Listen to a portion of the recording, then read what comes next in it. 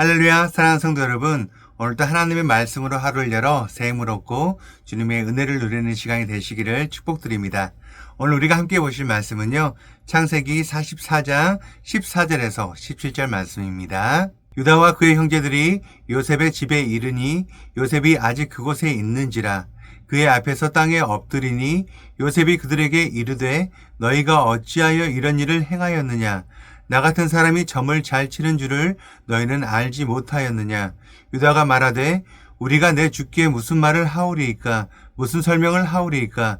우리가 어떻게 우리의 정직함을 나타내리이까? 하나님이 종들의 죄악을 찾아내셨으니 우리와 이 잔이 발견된 자가 다 내 주의 노예가 되겠나이다. 요셉이 이르되 내가 결코 그리하지 아니하리라. 잔이 그 손에서 발견된 자만 내 종이 되고 너희는 평안히 너희 아버지께로 도로 올라갈 것이니라. 사랑하는 성도 여러분, 오늘 우리는 각자의 마음속에 어떤 응어리를 안고 이 자리에 나오셨습니까? 우리가 세상을 살아가며 가장 견디기 힘든 감정 중에 하나가 바로 이 억울함입니다. 나는 잘못한 것이 없는데 왜 이런 비난을 받아야 하지? 나는 정직하게 최선을 다했는데 왜 상황은 나를 죄인으로 몰아가는 거야? 이런 생각이 들 때 우리 마음은 순식간에 평안을 잃게 되고 분노와 원망의 소용돌이에 휩싸이게 됩니다.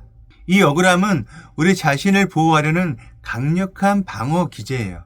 우리는 스스로를 피해자의 위치에 내려놓음으로써 자신의 도덕적 우월성을 증명하려고 합니다. 그러나 이 억울함의 뿌리 깊은 곳에는 자기의라는 이 거대한 우상이 자리를 잡고 있습니다. 나는 이 정도 대우를 받을 사람이 아니다라는 확신, 나는 적어도 저 사람보다는 낫다는 도덕적 자부심이 억울함이라는 감옥을 만드는 재료가 되죠.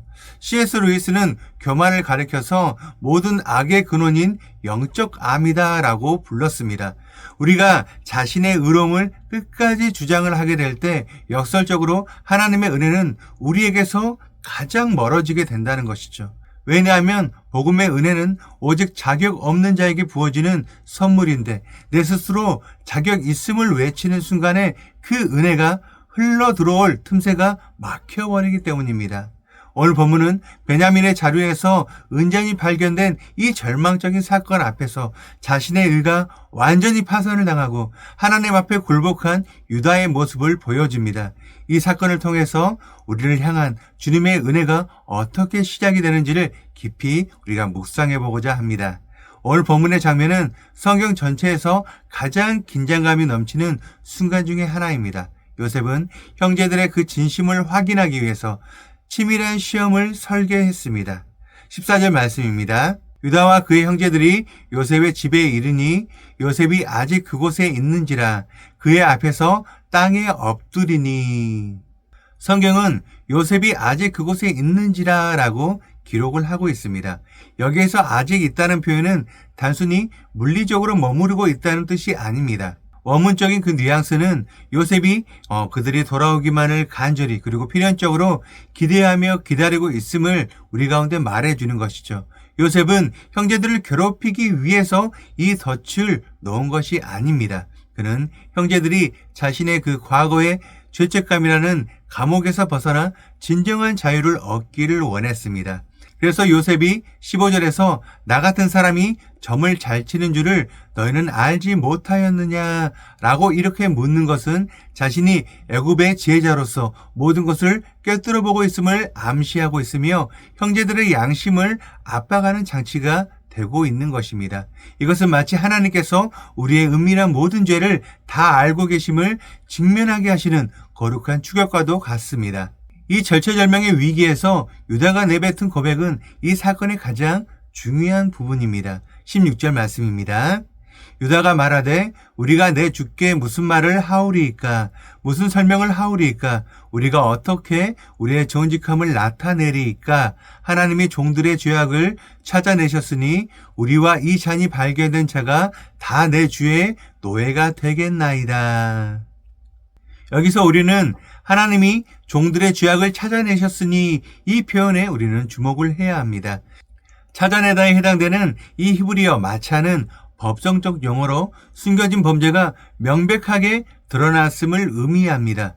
사실 논리적으로 유다와 형제들은 억울합니다. 은자는 요셉이 사실 몰래 넣은 것이기 때문이죠. 하지만 유다는 지금 이 법정 무죄를 주장하지 않고 있습니다. 대신 그는 현재의 그 억울한 사건을 22년 전의 죄, 즉 동생 요셉을 팔아넘겼던 그 참혹한 죄악과 연결을 하고 있습니다. 이것이 바로 마틴 로이드 존스 목사님이 강조한 율법의 정죄 앞에 선 인간의 모습입니다. 유다는 이제야 깨닫게 되었습니다. 사람의 눈은 속일 수가 있어도 우리 하나님의 눈은 결코 피할 수 없음을, 하나님은 결코 죄를 간과하지 않으시고 반드시 찾아내시는 분임을 인정하는 것입니다.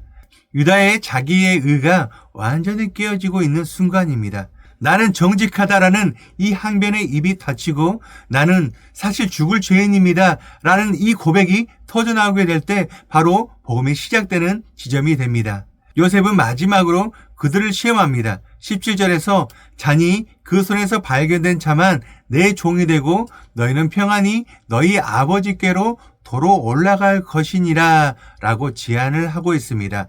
이것은 형제들에게 주어진 이기적인 자유의 기회였습니다. 예전 같았으면 그들은 베냐민을 버리고 자신들의 안위만을 위해서 떠났을 것입니다. 하지만 유다는 여기서 자신을 대속의 제물로 던지고 있습니다.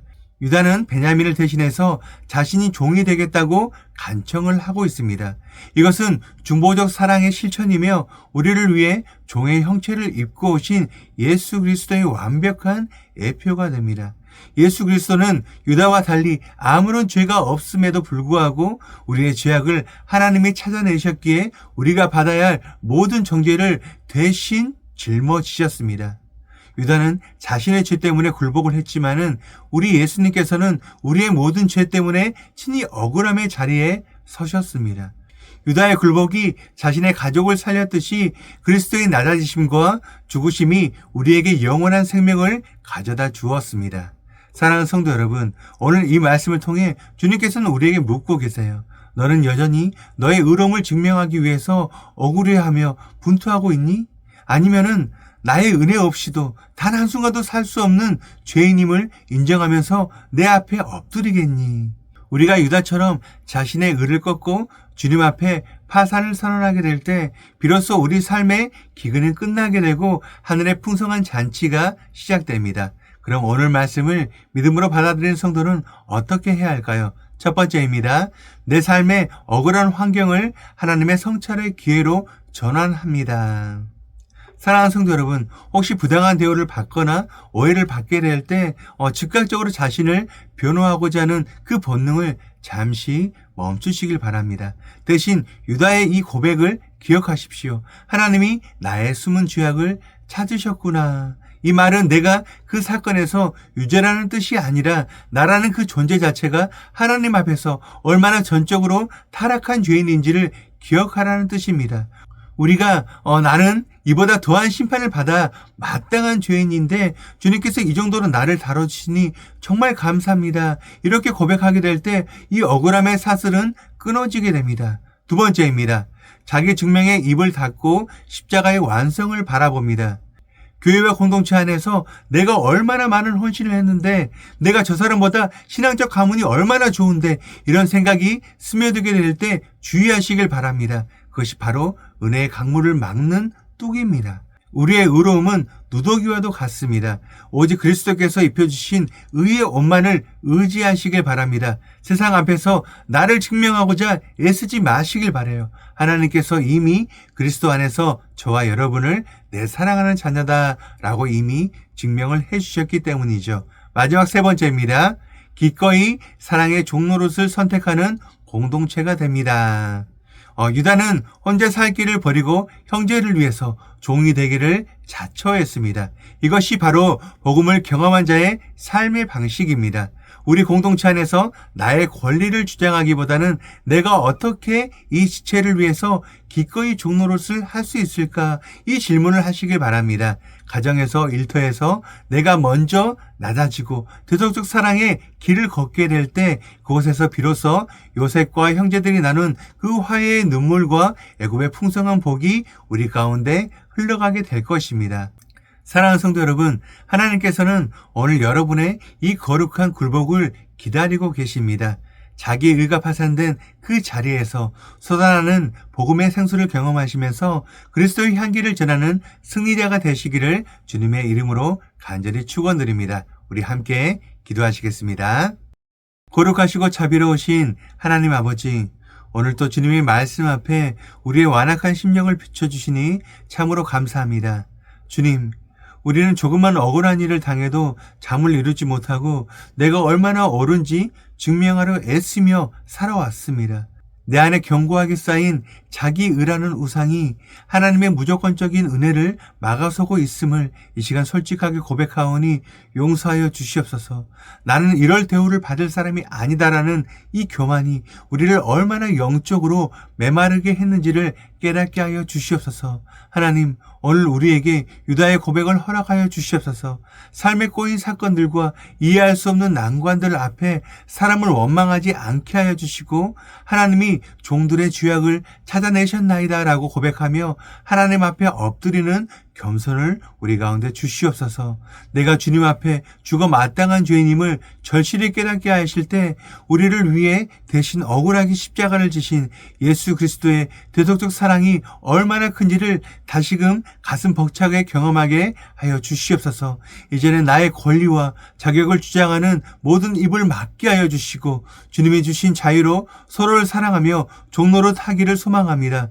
손해를 보는 것 같고 낮은 자리로 내려가는 것 같은 좁은 길일지라도 그것이 주님이 기뻐하는 길임을 믿고 담대히 걷게 하여 주시옵소서. 오늘 우리가 마주할 모든 이웃들에게 나를 드러내는 대신에 오직 내 안에 계신 예수 그리스도의 향기만을 전하게 하여 주시옵소서. 우리의 모든 죄값을 대신 치르시고 참된 자유를 주신 예수 그리스도의 이름으로 간절히 기도드립니다. 아멘. 오늘 우리가 함께 기도할 도구기도 제목은 교회의 비전들을 위하여입니다.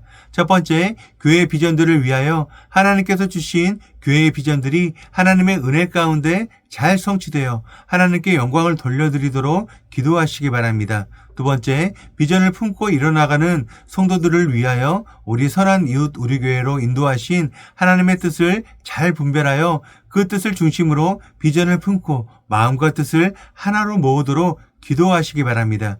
이어서 육신의 질병으로 고통받고 있는 교회 식구들, 경제적 어려움을 겪는 식구들, 타지와 타국에 있는 식구들, 우리 교회 다음 세대를 위해서 기도하시기 바라고 또한 나라와 민족을 위해서 한국교회와 세계선교를 위해서 기도하시기 바랍니다. 끝으로 오늘도 주님과 깊이 교제하시는 하루가 되길 소망하며 각자의 기도 제목을 넣고 기도하시겠습니다.